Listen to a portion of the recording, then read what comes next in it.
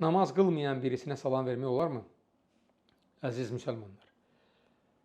Neçə hədislər var. Peyğəmbər sallallahu əleyhi və səlləm o hədislərdə salamı yaymağı buyurur. Qarşına çıxan hər kəsə salam verməyi buyurur. Kiçiyin böyüklərə salam verməsini və s.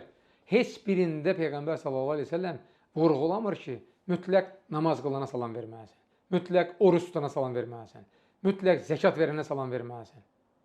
Müsəlmandırsa, salamı verməlisən, salamı almalısan, salamı yaymalısan. Bugünkü müsəlmanların bədbəxtçiliyi ondadır. Əvvəllər xavariclər idi, deyirdilər ki, filan kəs bizdən deyil, o filan rəydədir. Halbuki hər iki rəy sələfin rəyidir. Biri o götürüb o rəyi, o birini qınamamalıdır. İndi isə artıq Əhl-i-Sünnə və Cəmaənin arasında bu xəstəlik yayılıb. Kim kimi bəyənmirsə ona salam vermir.